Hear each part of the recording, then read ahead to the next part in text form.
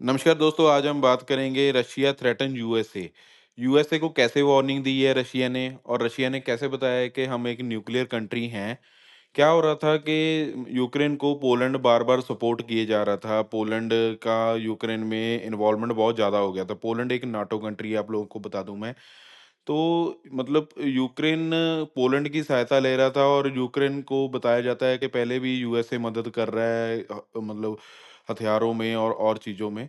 तो क्या हुआ कि रशिया ने वहाँ पे जो अपनी है ऑर्शनिक मिसाइल से हमला किया है और इस मिसाइल में ऐसा बताया जा रहा है कि कतर एम्बेसी पे भी हमला हुआ है। कतर एम्बेसी भी डैमेज हो गई है जो कि कीव में है।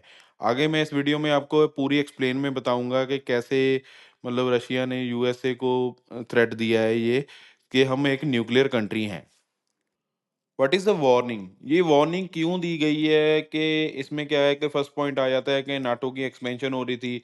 अब यूक्रेन क्या है कि नाटो में जाना चाहता था क्योंकि पोलैंड भी नाटो कंट्री है, तो पोलैंड बार-बार सपोर्ट कर रहा था।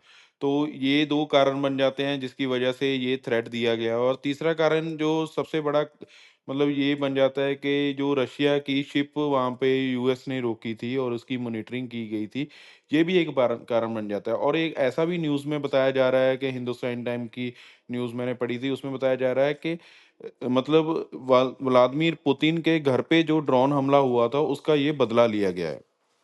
रशिया ने इस थ्रेट में ये बताया है कि हम एक न्यूक्लियर कंट्री हैं और हमारे पास काफ़ी लॉन्ग रेंज वेपन्स हैं और इस वॉर का जो मुख्य कारण होगा वो रशिया यूक्रेन वॉर होगी। अगर यूएसए को मतलब थ्रेट दिया है, अगर यूएसए वॉर में आता है तो रशिया यूक्रेन मतलब इसमें मिड में आएगा।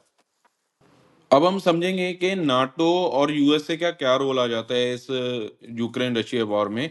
नाटो ऑफिशियली वॉर का हिस्सा नहीं है, लेकिन वेपन्स ट्रेनिंग और इंटेलिजेंस प्रोवाइड कर रहा है। पुतिन का सबसे बड़ा कंसर्न ये है लॉन्ग रेंज वेस्टर्न वेपन का यूज रशिया के अंदर टारगेट पर ना हो। यही वजह है कि वार्निंग डायरेक्टली वाशिंगटन तक पहुंची है। ये न्यूक्लियर स्ट्रैटेजी क्या है? रशिया ने इसका क्यों उपयोग किया है, इसमें मैं आपको बताऊँगा। पहले भी कोल्ड वॉर के टाइम पे ऐसे ही थ्रेट्स दिए जाते थे और ऐसे ही सिग्नल्स दिए जाते थे, डोंट पुश अस टू फार। मतलब जहाँ पे पुतिन ने ये बताया है कि आप अपना संभाल कीजिए, यूक्रेन की मदद ना कीजिए, उसको नाटो में दोबारा शामिल करने के लिए ना अप्रोच कीजिए और ना ही उसको किसी वेपन्स में या किसी भी चीज़ में मतलब आप उसको सपोर्ट मत कीजिए, नहीं तो ये जो हाल है, ये आपका भी किया जा सकता है।